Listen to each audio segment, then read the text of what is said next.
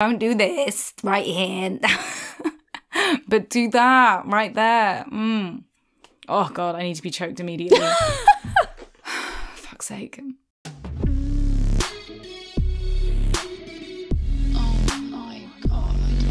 You're listening to Fucks Given. The one where we fuck our mind.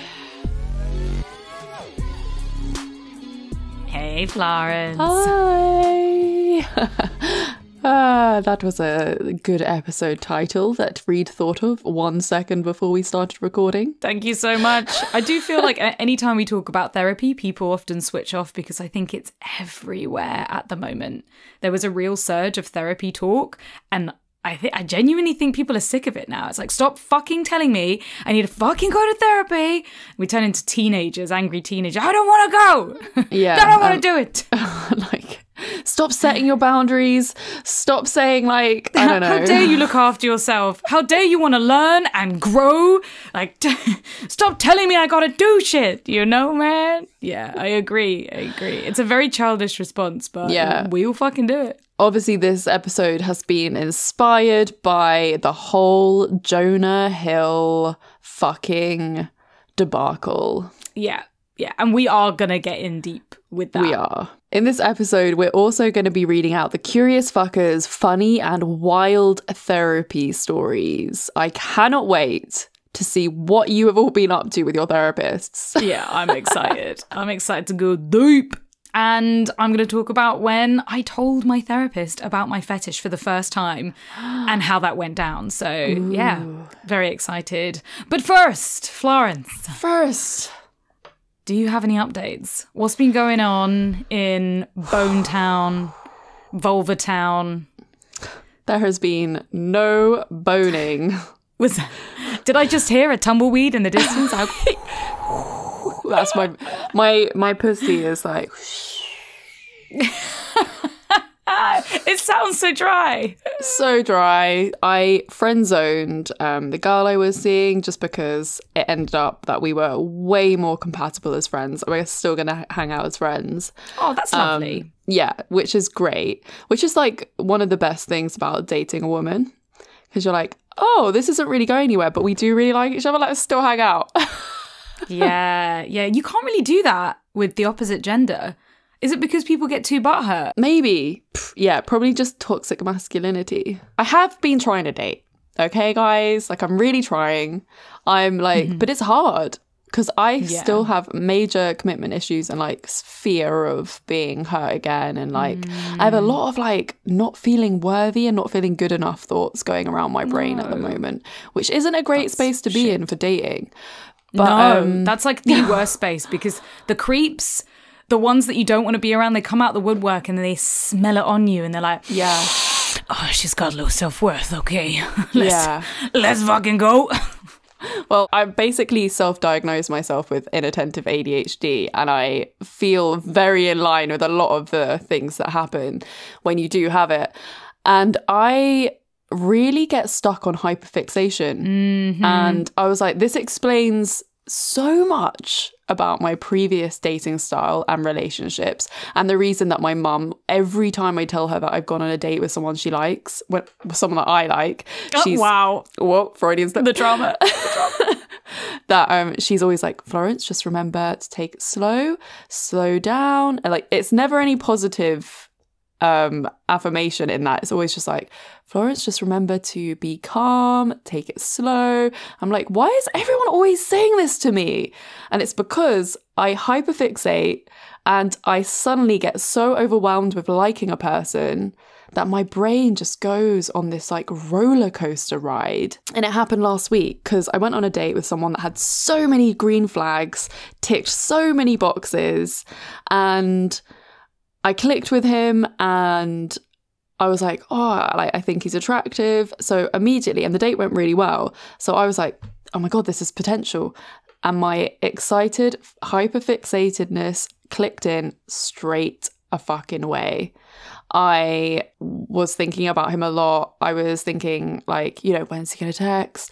All of that stuff. And then I was like fantasizing about like things in like that could happen after the date. And turned out that he had some family stuff that took, basically his communication went very, very down, and he was then away this week. So I got wrapped into this whirlwind and then got also kind of catapulted out of it very quickly at the same time. And I felt so embarrassed when I was out of it. It's really unfair because, you know, you've not done anything wrong. You know, you've just followed your brain, followed what's put in front of you. But it felt so stupid to suddenly be like, oh my God, I'm so excited about this new person that I chatted to for 3 hours on a date, that like, I don't know them at all. And suddenly I was like, oh my God, like all these things are going to happen. Like everything's clicking into place.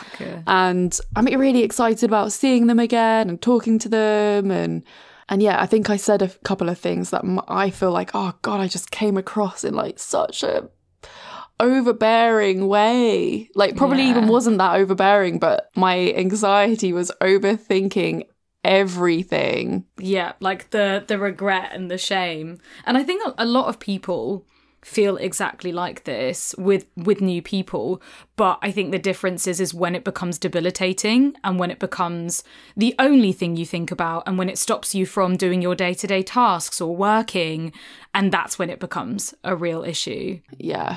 Well, I'm glad that I came out of it, but I haven't spoken to him all week. So I think I might have scared that one off. Good work, Florence. Potentially, but also potentially not. You know, if he's dealing with shit, he's dealing with shit, and he might come back. And then there's also that part of us that shouldn't hold back from the true selves that we are, because you will find someone that loves that hyperfixation, and then it works so perfectly with, and they will be super into it.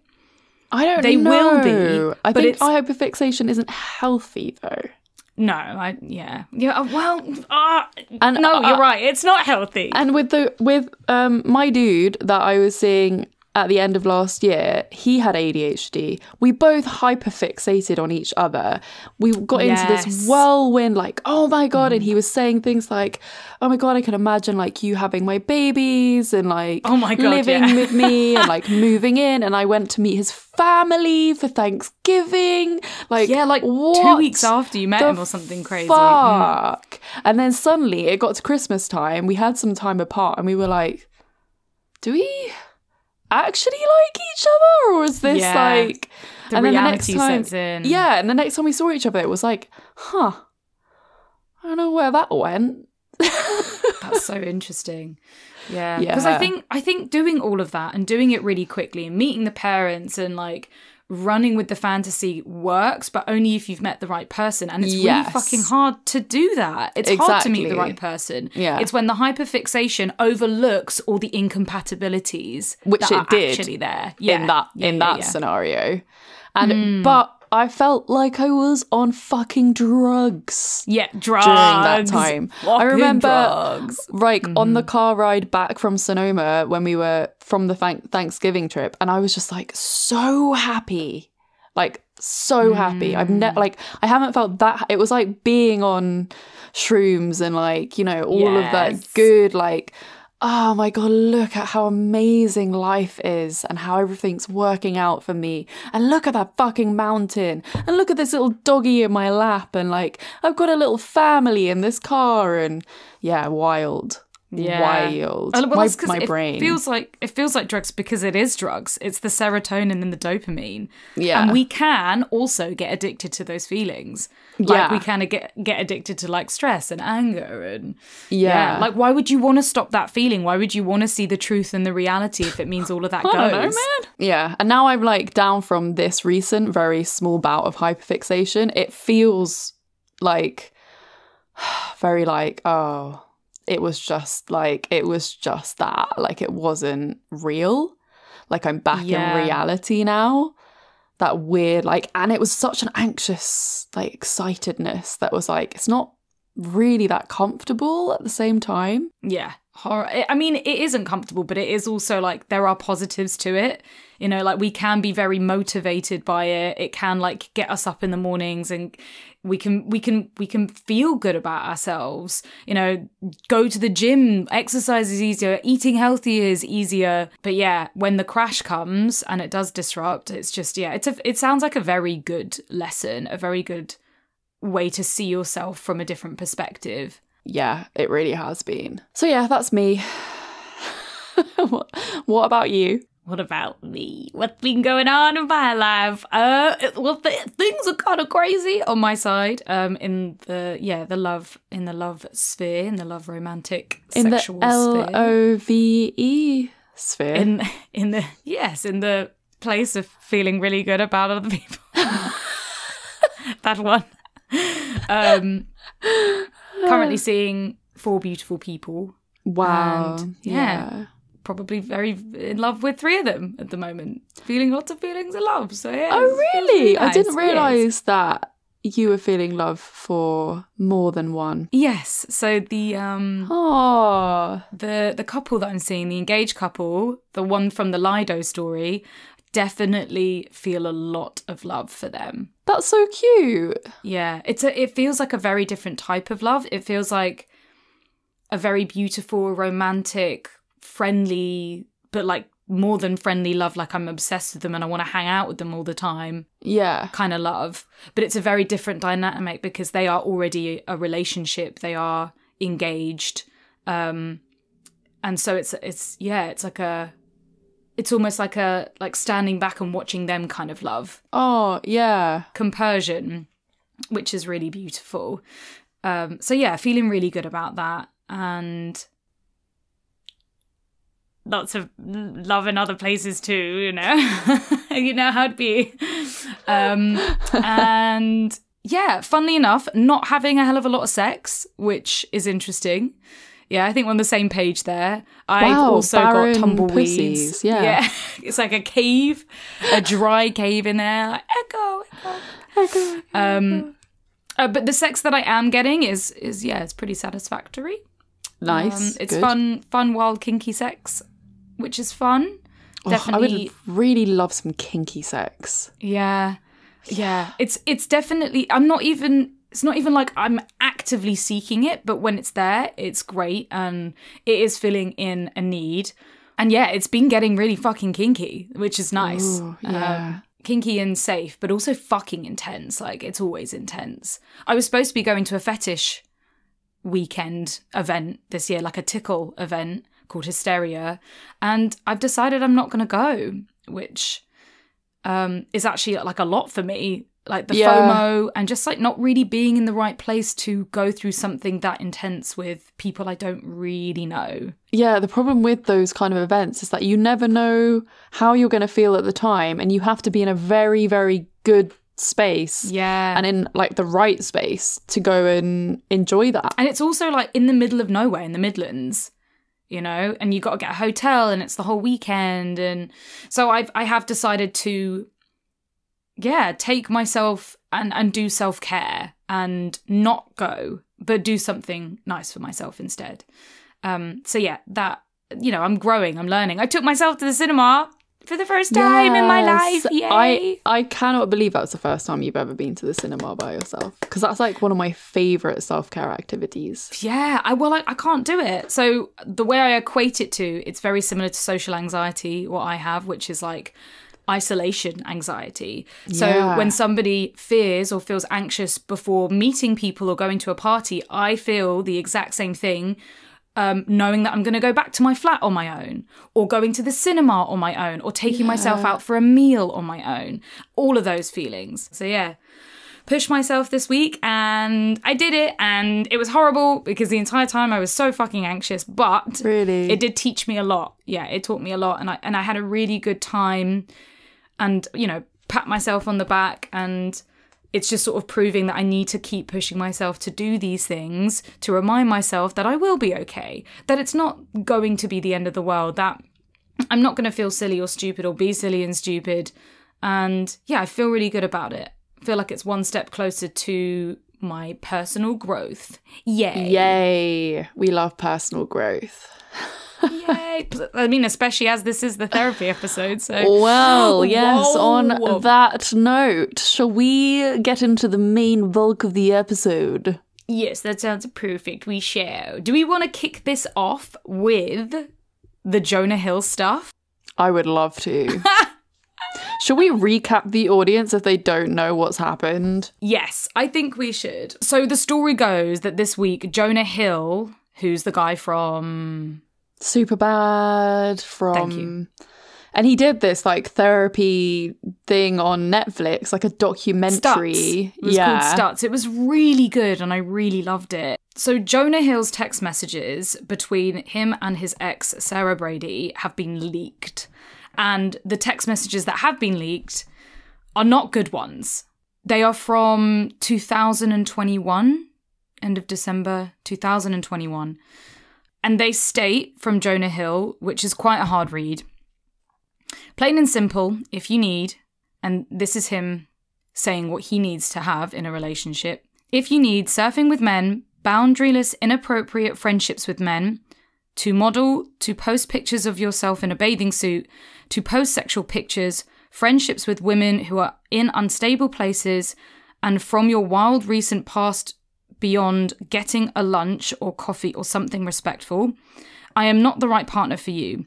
If these things bring you to a place of happiness, I support it and there will be no hard feelings, but these are my boundaries for a romantic partnership. My boundaries with you based on the ways these actions hurt our trust. So Florence, what do you think about the whole situation? Firstly, when I saw it, I was just so disappointed because everyone loves Jonah Hill and I have loved Jonah Hill and I thought he was a great person. But immediately I was just like, this is the most toxic bullshit that I have ever seen. A man telling his girlfriend that she can't post bikini pics. She can't, like, and also calling some of her friends like unstable women and... Fuck. The whole thing is not good. Not good. And it's so frustrating because I had a lot of respect for Jonah Hill with the therapy stuff. He's very open and honest about therapy. He's clearly really puts time and effort into therapy, especially making a documentary on his therapist who he loves. I was really shocked to read this. There's him putting up boundaries. And my therapist calls this, and she's not talking about this situation, but other situations that I've been involved with, it's weaponizing therapy terms. And I think I keep hearing this a lot over and over again. Even I've had instances recently where I've gone to apologize to somebody and they've used weaponized therapy terms to retaliate back and to hurt me. And it's where people are using the wrong terms in the wrong circumstance. And it exactly here, he's saying, these are my boundaries. They are not boundaries. Boundaries are not things that you put in place that stop somebody else from doing something that they want to do or these they should be doing. These are his controlling demands. Demands, yeah. This is controlling.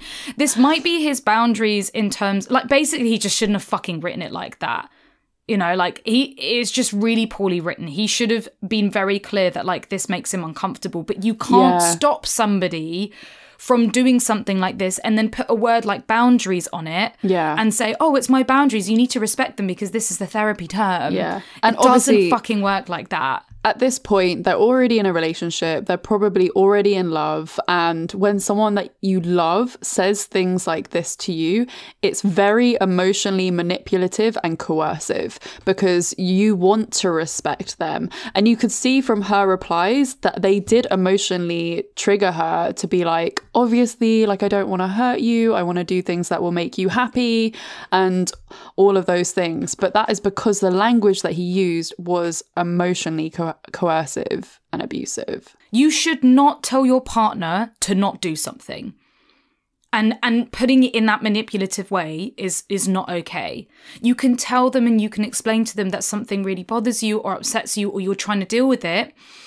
But if it's something that makes you feel uncomfortable because of your own insecurities, telling them to stop doing it is not solving the problem. It is just controlling them. If something your partner does upsets you, makes you mistrust, that's something that you personally need to work on or walk away from. Yeah. It shouldn't be, you need to stop doing this because these are my boundaries. It's really complicated. And I don't hate Jonah Hill for this. I've been in this situation many fucking times with exes. I think the weaponizing therapy words is really dangerous because we do it a lot. Well, this is the thing as well, is that what he's saying is all based on his own insecurities about himself. He's trying to make himself feel safe by controlling his partner so that he doesn't put himself in situations where he feels insecure. And it's really sad, obviously, that he is in this place where he is that insecure that his girlfriend cannot have relationships with other men. She can't see friends that he deems unstable women. She can't post sexy pictures of herself online, or even not just sexy pictures, bikini pictures. She can't model. He basically doesn't want her to be in the attention of anyone else. He wants her all for himself. Yeah, because of his own insecurities, because he feels threatened that somebody else is going to take his place. If any of the things that we have read out are ringing true to you and make you feel like your partner shouldn't do that, if you can relate to Jonah Hill, you need to do more self-work around your own insecurities. That is not your partner's fault that your insecurities are stopping you from allowing your partner to live their life.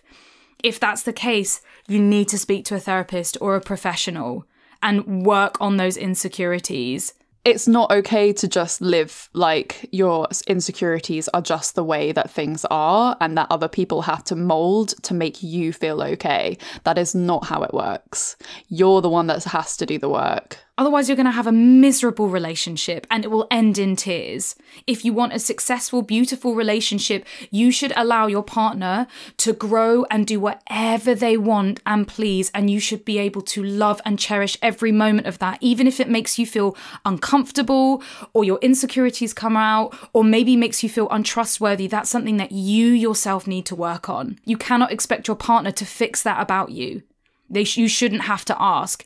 It needs to come from within and internal. And if any of these things make you uncomfortable, have a conversation and say, like, I am willing to do the work if you give me time. Don't stay silent. I think that's like the main goal. If you relate to this in any kind of way in your relationship from either side, just don't stay silent. Talk to people about it. That's the only way you're going to start understanding what's happening. And you know what? It's so difficult as well because even when some people talk to their friends about it, they'll be like, oh yeah, oh my God, I could never let my partner do that.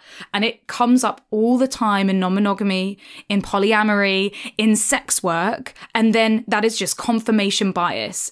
Of course, if your mate is going, oh yeah, I could never let my girl do OnlyFans or fuck other clients. Oh, and it's my God, yeah. That's just going to just pound that insecurity in with insecurity. Yeah, I totally forgot to mention that guy that I was talking to on Raya that made me, I mentioned that I did OnlyFans and suddenly he was like, I told you that I don't share my woman. And he collated sex work to OnlyFans to prostitute. He was like, you're a prostitute. And he was like, you've probably already sold your body for money. And he was like, don't you think that's the easy way to survive? Not all women sell their pussy for money because it's too easy. He was like, that's disgusting.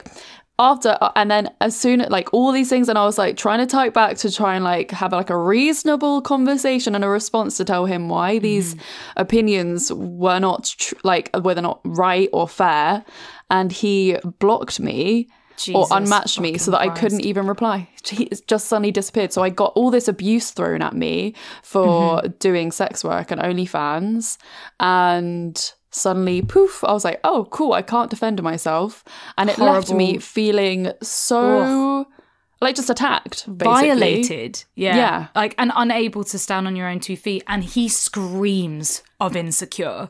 That is the epitome of an insecure man. Oh, yeah, 100%. The fact that, he was also previously in the conversation questioning me about my bisexuality and being well, obviously I wouldn't be okay with you having another like sleeping with a woman because it would make me feel like you don't love me. And I was like, who the fuck is this guy? He's just gone off on one. He went off on one. But yeah, at the end of the day, all of these toxic opinions and controlling possessive attitudes from men are all down to insecurities. And I think this is just such a huge problem.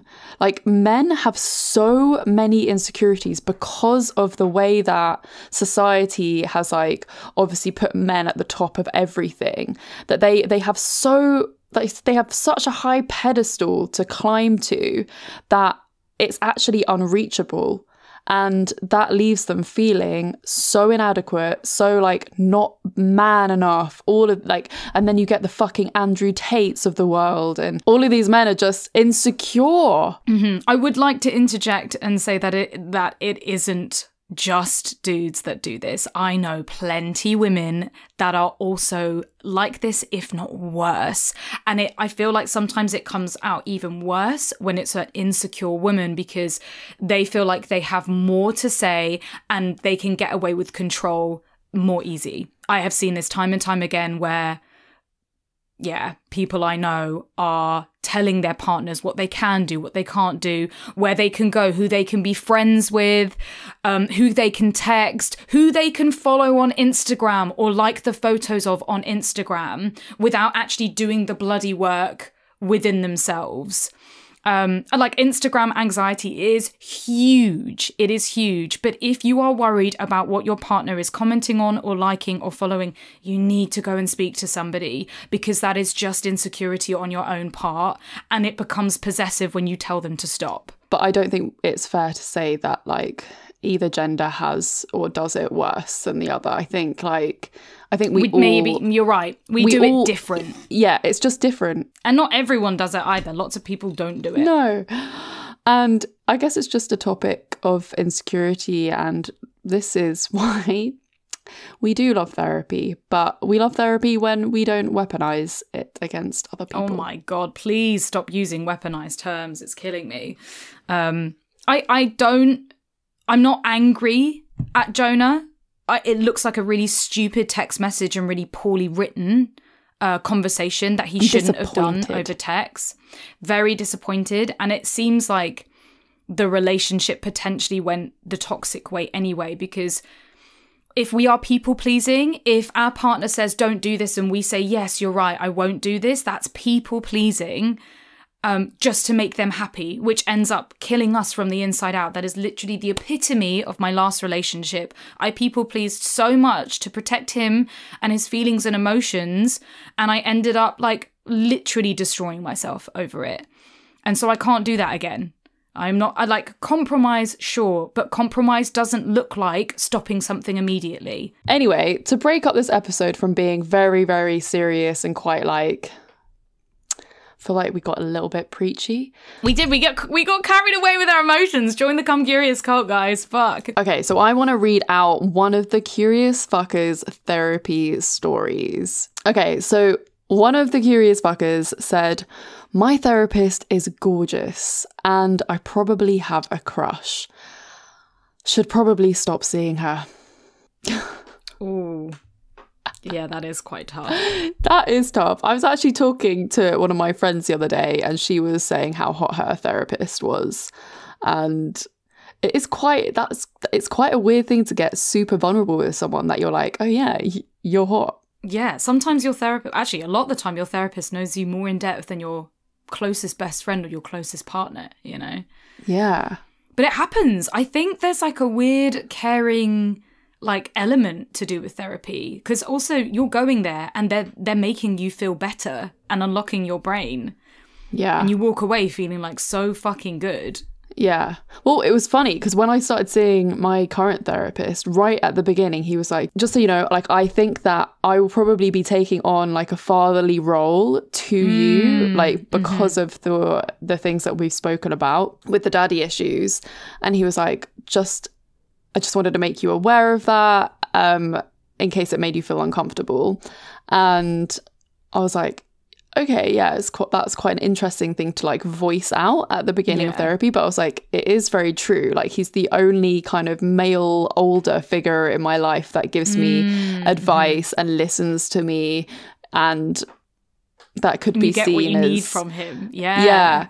And like there was like down the line, further into the therapy relationship, I guess, he would like send me messages like if I had done something like when I was moving to America or with the book deal and stuff, and he would like be like, oh, I'm so proud of you, and like all those things. I was like, you know, that like I would want to hear that from my dad. So it's like, is that a good thing for a therapist to be saying, or does that cross the line? It's hard to know. It's hard to know. But then again, you know, maybe it's okay for a therapist to take on a bit of a dad role. Yeah. Like as long as it's stated. Yeah. And you know what? Like, since I've been having a better relationship with my dad, I feel like I probably don't need my therapist as much. Wow, that's fascinating. That's very fascinating. Yeah. It's the British Podcast Awards season, and this is your chance to vote for us as your favourite podcast. Unfortunately, this year we couldn't afford to enter, but you can vote for us for the Listener's Choice Award. No way! So make sure you follow the link in the description to give us your vote. And don't forget to click the link in the email to make sure the vote counts. We're counting on you to make us win. Yeah. We can't do it without you, but also please share on socials. Tell your friends to vote for us too. Send it to your WhatsApp groups. Share it on stories. We'll love you forever. This would be the ultimate praise kink. Innit? I'd be like, okay, bend over and I will brown nose the shit out of you right now. Curious fuckers, I was so excited to say that my book is now for sale. You can buy it. This book will make you feel something. I would highly recommend this book for anybody who wants to feel themselves, read the erotic stories, and it has an estimated time of reading, so you can do it on the go or have a little quickie. It's all about reconnecting with your body. So if you've been feeling a little bit detached, or you just want to get more horny and learn more about your own masturbation and enhance your pleasure, this book is for you. 25 tips and techniques to get inside your body in loads of different ways, in ways that feel good, and 25 short erotic stories. You can buy my book on Amazon. It's in audio too. So if you love podcasts, you're probably going to love the audiobook. So get that over on Audible. You can also buy it on Waterstones, and there are probably other places you can buy it, but just go search for it, and I would greatly appreciate your purchase. Plus, leave a review. And please leave a review, because that actually means so much. My publishers were like, you need 50 reviews to get into a good algorithm on Amazon. So yeah, that would be amazing. Thank you. So how do you break up with your therapist? That is so hard. I think it's I think it's just as hard as breaking up with a friend or a lover. Yeah, it is really, really tricky, because it's like, you know, all my deepest, darkest secrets, and I just don't want to see you anymore. And like, I remember when I did it with one of my therapists, and I just sent her an email because I had a really bad session with her where I was suicidal, and she told me that she was like, her advice for that was, oh, I think you're just like suffering with intense loneliness. And I was like, no shit, Sherlock. Like, what's your advice? Like, I'm having suicidal thoughts. So anyway, obviously needed to end that therapy relationship, because I was like, I'm not getting anything out of this anymore. So I just emailed her and told her that I didn't want to see her again. She replied being like, hey, it would be really good to have like one last wrap-up session and like all of that. And I was like, no, I don't want to do that. I've done the exact same thing. It's the only way, and I feel like it's too hard to do it in person. It's happened a few times, like when I've had therapy with the NHS and it comes to the very last one, it does feel like a breakup, because you both know it's going to end and you also feel really lost with it. You're like, but what am I going to do afterwards?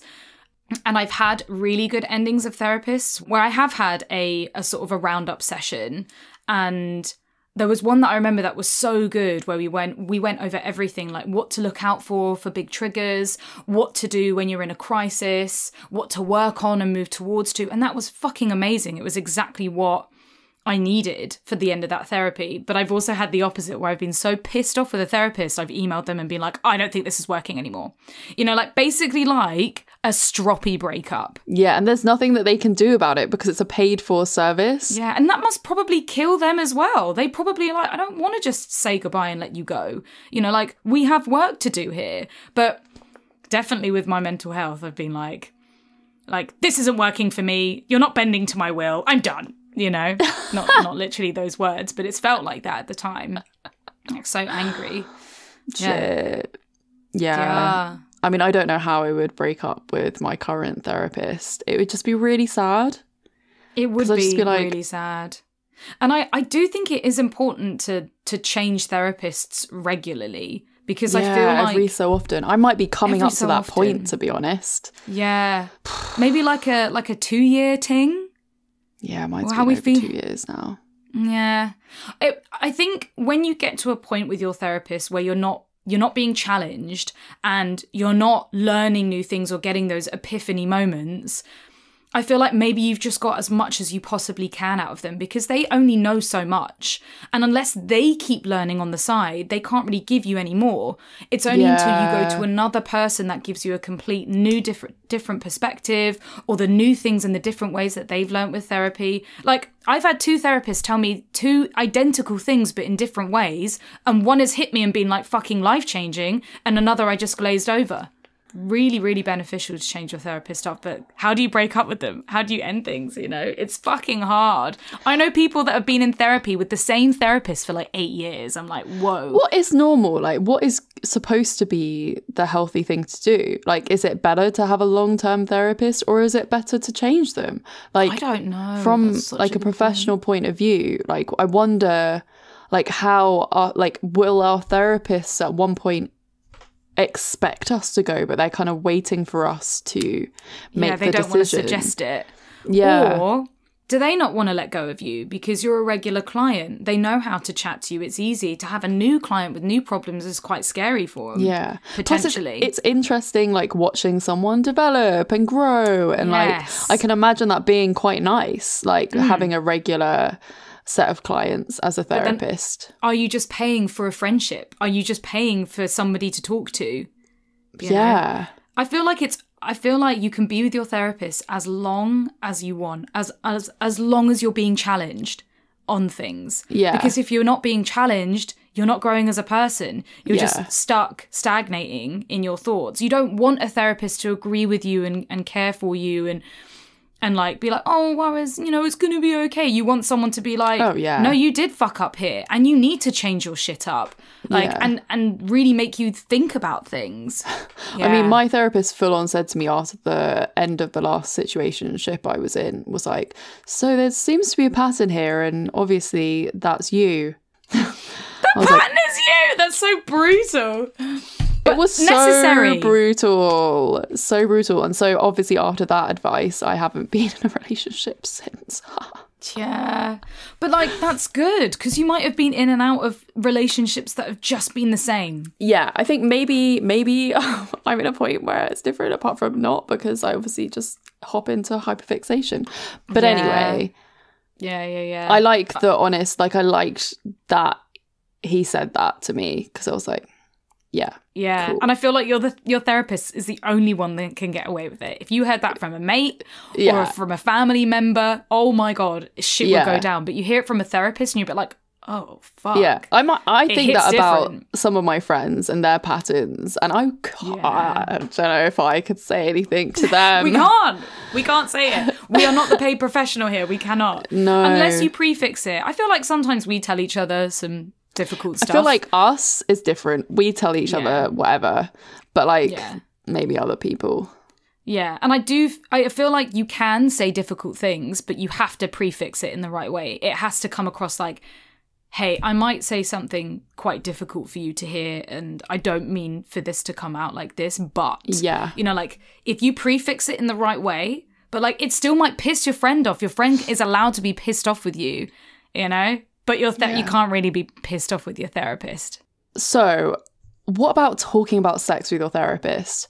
Because obviously it really depends on your therapist's speciality in terms of, I think, your comfortability in talking about it. Because usually, you know, when you start seeing a therapist, you're talking about family shit, you're talking about your parents, you're talking about this and that. And it's really hard to kind of step back and be like, okay, so now my next issue is to do with sex. And for some reason, it feels like talking about sex with a parent. Well, I have that with my therapist now. I find it really hard to talk about sex with her. I almost have to put on like a professional, I'm in a professional environment sex talk voice. Wow. Which is really interesting, yeah. Yeah. Because I think she's set boundaries and hasn't been like extremely open when it comes to sex. And you know, like maybe sex is a separate subject where, because it is so delicate and vulnerable, maybe they need to go through the right training to be able to talk about sex appropriately. Is actually a really, really, really good point. Because if sex is a general, like quite a big issue that you want to talk about in sex, you need someone that really knows how to talk about the subject. Yes. And a lot of people, as we know, aren't that comfortable talking about it. Yeah, I can definitely sense that from my therapist. Yeah. But I'm getting such good shit out of her that I'm like, it's not worth finding a new one just yet. But my old therapist, the one before this therapist, she was really pretty good at talking about sex. She was unafraid, very open when it came to sex and sex work and polyamorous relationships.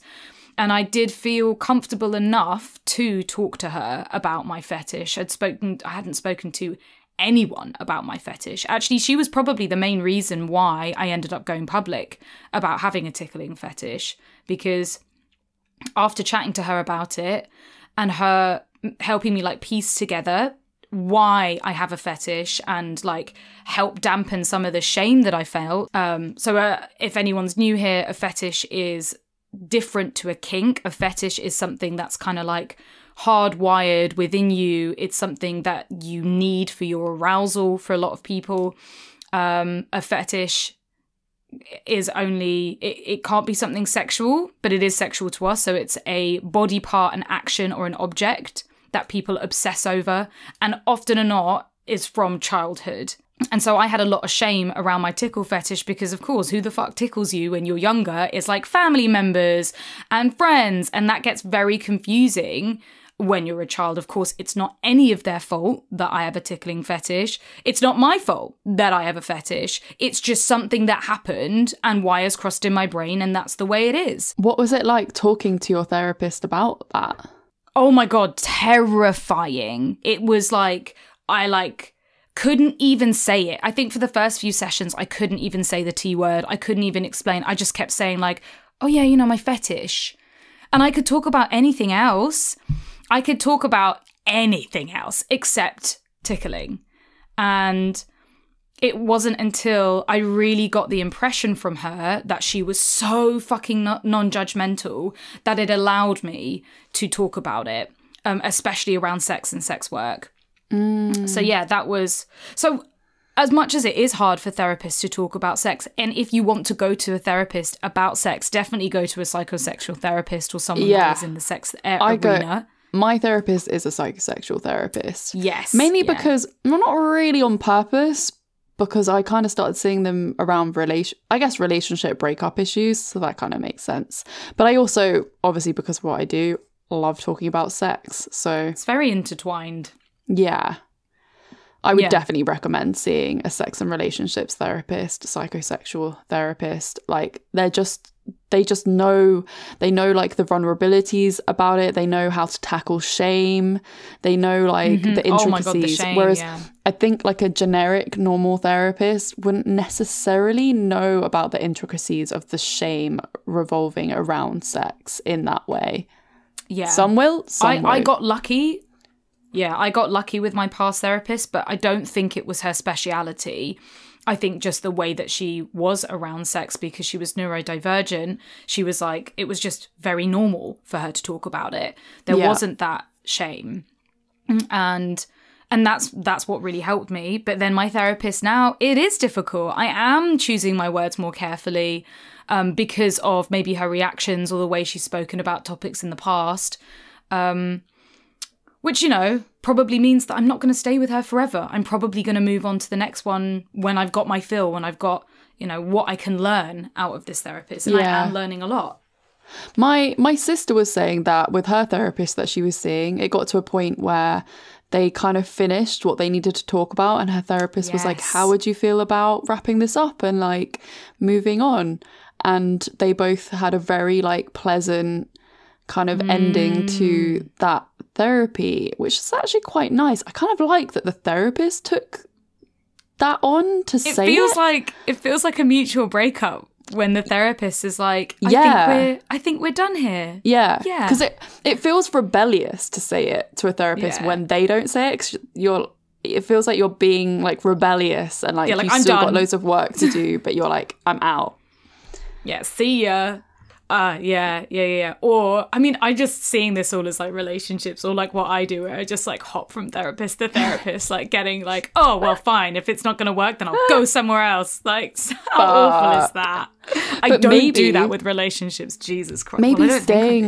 Maybe staying with a therapist is like practicing long-term relationships and communication. But are you staying with your therapist because you have abandonment issues and you're scared to leave and go to another therapist and put in the work to find a new therapist?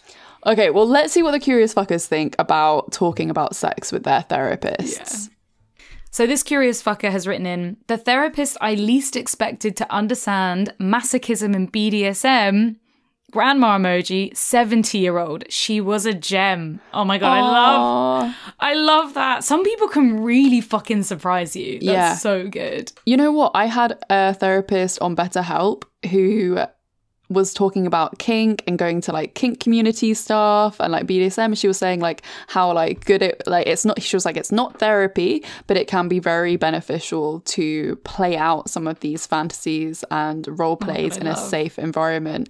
And she was really not someone I would have expected to be comfortable about sex, because she was an American, like from like Midwest America, and I you know, my opinion of that is obviously like bad sex education, kind of shame, religion and all of that, which is obviously a huge stereotype.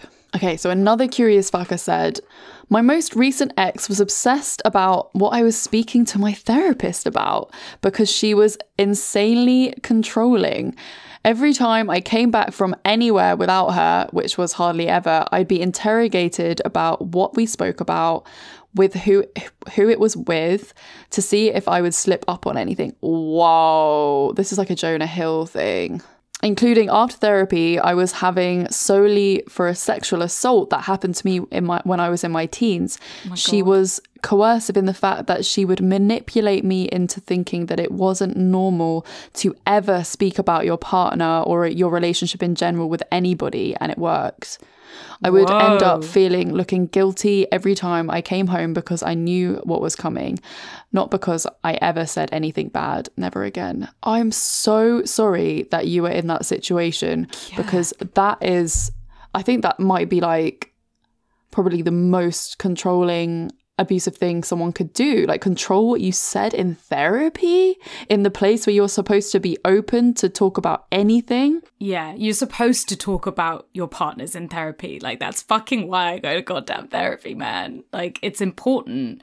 It sounds like a really weird cyclical cycle of like her being paranoid, and then because of you looking guilty, that's feeding each other. And you know, what you're supposed to do is, yes, encourage somebody to talk about therapy afterwards. But if they don't want to talk about it, you do not press and you do not push. That might be time that they need separate to process.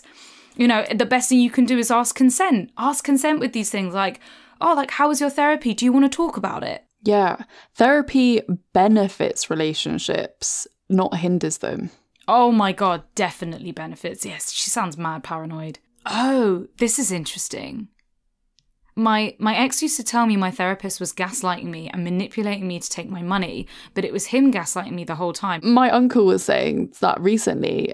He saw like a whole documentary on like a therapy kind of cult thing that ended up just like abusing people and taking their money. And he was just like, yeah, that's what therapy's like. It's just like this thing to why it's like a waste of money. But like, so, like, especially a generational thing. I see therapy as just paying for a gym membership. It's like you're looking after a different part of your body. Like it will never be a waste of money. Yes, you're going to the gym for your brain.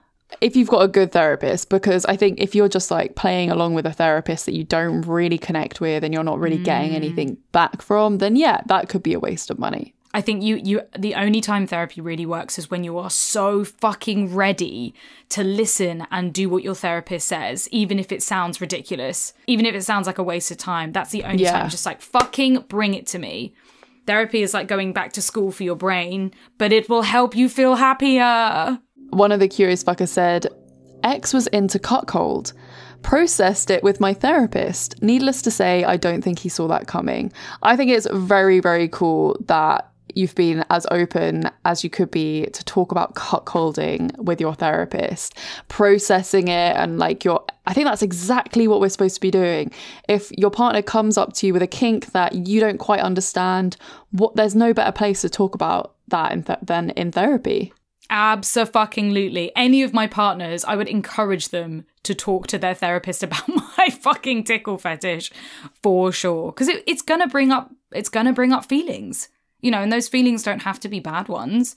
It's just about learning more. This one says, she just kept quoting the Bible at me. I cannot. No. I wouldn't know what to do if my therapist did that. I'd probably end up turning it around and spinning it back on them, therapizing them. Be like, why do you feel like you have to quote the Bible at me? Like, why do you feel like God would save me? That would be pretty jokes, to be fair. Fuck. People shouldn't oppress their religion and their beliefs on other people ever, especially not a therapist. Oh, I love this one. Learn the best choking techniques from my therapist. No more crushed windpipe. Yes. I love. Congratulations to that therapist. Yeah, that is a great therapist. Remember, when choking, don't crush the windpipe. You choke up to stop the blood flow, not the air. There we go. Ding. Interesting. I feel like we need a diagram. Yeah, well, like this. If you're on YouTube, don't do this right hand. But do that right there. Oh, God, I need to be choked immediately. Oh, yeah. Pretty hot. That really brought back my horn. The horn that was like lacking. Really? Like, oh, there we go. There it was. There we go. What a fucking reaction. Okay, curious fuckers. I hope that this therapy-themed episode has been beneficial to you in some kind of way and has pushed you towards getting therapy with our sponsor, BetterHelp. LOL. Rather than like, you know, scared you off of therapy. Therapy is amazing. Both Florence and I have been in therapy for years now, and I literally couldn't function if I didn't have therapy once a week. Yeah. So, curious fuckers, we also have a slight announcement to make. Reed and I are going to be taking a little break over the next few weeks, but don't worry, because we're still going to be here with you with some episodes that we are sharing, special episodes. One of our favourite ever episodes of Sophie Anderson, The Cock Destroyer, and then some other podcasts that we were guests on, so we were interviewed. Yeah, so you kind of won't really notice the break, apart from, because we're going to have some really good episodes up over the next few weeks. And then we're going to be back right as rain, and yeah, probably in a much better, less burnout place than we are right now. Yay! Every podcaster needs a holiday too. Yes, not that we're actually taking a holiday, we're taking some we're still much working. Needed business time. Yes. But yeah, we hope you enjoy the episodes we have lined up for you. Very, very excited. And we'll be back shortly. I'm sure you'll be able to tell. Yes. And until then, you will still hear us next Thursday or see us next Thursday, even though technically it's not as live as it usually is. If you like this episode, please follow us on Instagram @ComeCurious. Screenshot it, put it out in stories. We really appreciate that. Or tweet us. Or, you know what? You can put us on Threads as well. Wow. Hey. Also, remember to subscribe to our Patreon so that you can support us doing what we do best, talking about sex. Follow our Facebook group where lots of the curious fuckers actually join forces and meet each other before going to sex parties to make it a much friendlier, nicer space. I actually met one in the hairdresser this week, and she's on the Facebook group, and it was so lovely. Oh, yeah. Cute. It was so nice. nice. I love that. I love that. I love that. Yeah, it's so sweet. If you're in the Facebook group, like, you should be a Patreon too. Like, just saying. All right, let's stop with that. Stop with the emotional manipulation here. Okay, curious fuckers, we will see you very soon. Yes, love you all so much. Love you. Mwah. See you next Thursday. Thanks Bye. for being here.